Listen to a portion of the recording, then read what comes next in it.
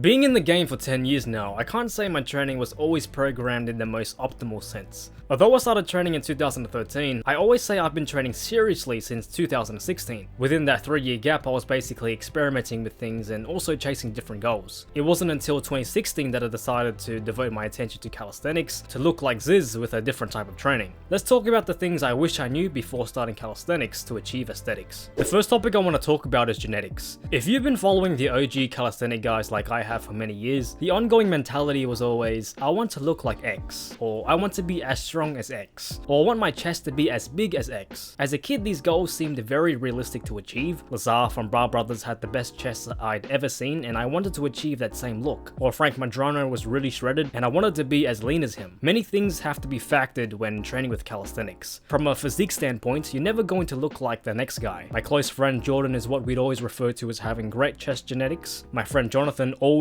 looked good before and after calisthenics, and for myself, it took many years of dedication and work to reach where I am. There are many people who do calisthenics and have insanely developed medial delts while still excluding lateral raises, and for myself, I had to specifically target this. Nothing is ever really set in stone for calisthenics. Your main priority is always trying to attain what you can achieve realistically, and not looking at the next guy for comparison, which defeats all glory. Apart from the physique perspective, we also have things like height. In calisthenics, this can have a direct correlation to being better or worse at specific exercises, but should never hold anyone back. The common excuse for many people that I trained with was, oh, I'm too tall to do that. Just keep in mind, there are many examples of people who are successful in calisthenics who are both tall, short, and average. The last thing about genetics that will affect your calisthenics skills is also your body weight. Obviously, relative to your weight, your skills can take a positive or negative hit as a result. For anyone that has experience going on a bulk while doing calisthenics can relate to their skill strength tanking almost immediately. But again, if you're someone on the heavy side, don't let this deter you. There are also many examples of heavy calisthenic athletes who are considered heavyweights, like my close mate or even the OG Adam Raw. Genetic factors aren't too important from a strength perspective. I always like to focus on what I can and can't control. Once you realize you've been given X circumstances, work with it and become the best version of yourself possible without setting yourself up with unrealistic expectations. Irrespective of genetics, the training side of calisthenics is the root of growth, optimal programming and effective execution of your training. In respect to maximizing your progress with the main moves in calisthenics, including the planche or muscle up, I found the best way to optimize this is by having a separate workout for it. For example, if you're trying to accelerate the muscle up, it's a good idea to spend 10 to 20 minutes focusing on 3 main exercises for progression, while dedicating 2 to 3 days out of the week for these workouts. Specifically for the muscle up, these exercises could include jump muscle ups or negative muscle ups. The reason I believe this to be the most optimal way to unlock your moves is because as a beginner, the standard progressions will burn you out extremely quickly. There's no need to devote 45 or 60 minutes to spending on handstand training. All these moves are different disciplines and require patience. If you're someone trying to achieve the planche, it's unrealistic and ineffective to force your way to growth by doing progressions for 1 hour when as a beginner, one progression can tire you out. With calisthenic moves, it's better to take your time while also achieving muscle hypertrophy by doing your main workout in addition.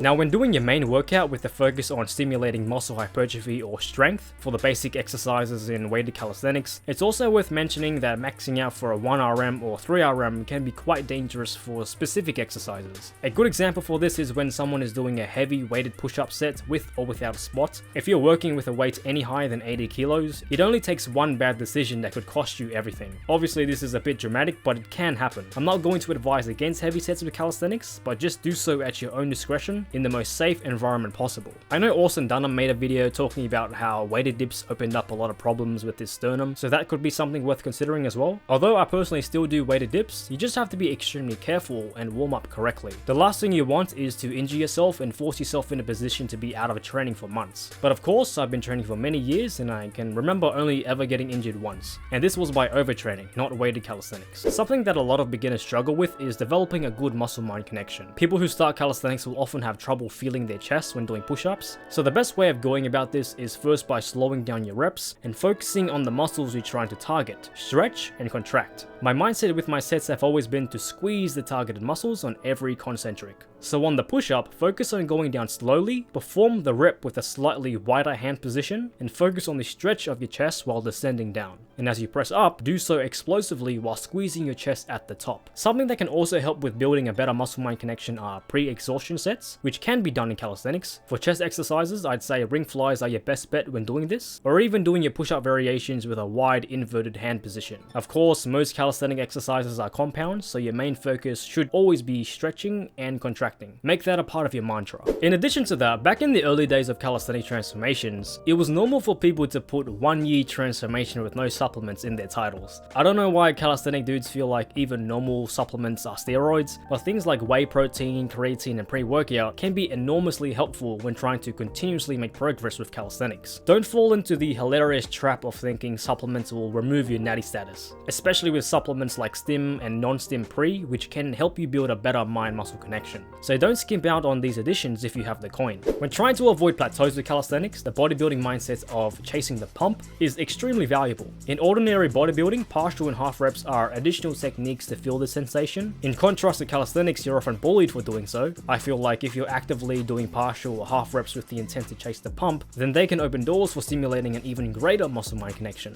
Just keep in mind to do your full ROMs while training as well. It's also effective to include some form of drop sets or supersets in your training with calisthenics as well, since a lot of beginners have trouble reaching muscular failure. Forcing yourself to do more volume has the potential to help you as well, but it's obviously important to avoid junk volume and overtraining. For people trying to achieve aesthetics with calisthenics, it's important to understand the key principles behind hypertrophy. The first one being mechanical tension, which can be achieved and amplified through weighted calisthenics. The second one being metabolic stress, which is often associated with chasing the pump and driving as much blood to the targeted muscles as possible, which also can be achieved through high rep training. The last concept being muscular damage, which is optimally achieved when you focus on the eccentric phase of your exercises. Muscular damage is also why I always recommend people to slow down their reps. Once you commit these three concepts to memory and apply them to your own program, that's when you allow yourself to be in the best position for aesthetics and gains. The next thing is the importance of rep ranges, or the unimportance of them. It was only when I stopped counting reps with my bodyweight exercises was when I started seeing major improvements in my physique and progress. Too many times when I trained people, they would often ask me, okay, how many reps do I do? This is the first sign of someone trying to figure out how many reps they should do to reach the bare minimum. With calisthenics, it's even more imperative you focus on fatigue and failure since we're working with our body weights. This is why weighted calisthenics is the most sought after method. Don't aim for the bare minimum. Aim for your absolute best. Stop cutting yourself short when you can do more. I know it's difficult pushing yourself when you start feeling the pain, but that's exactly how you grow. The feeling when you do as many push-ups as you can and you have to pause before doing more is exactly how you're going to grow. Keep the intensity high. Progressing with calisthenics is about effort, not strolling through your neighborhood in your car. The last thing is about volume. More isn't always better. Training longer isn't better than training for less time. Your workouts should be focused on one goal, and that's effective reps, focusing on breaking down the muscle tissue. But of course, keep in mind, high rep training can contribute to muscle growth, but I'm speaking from a sense of the type of person that tries to do every exercise known to man. Doing 20 sets of 5 different chest exercises is not going to help you.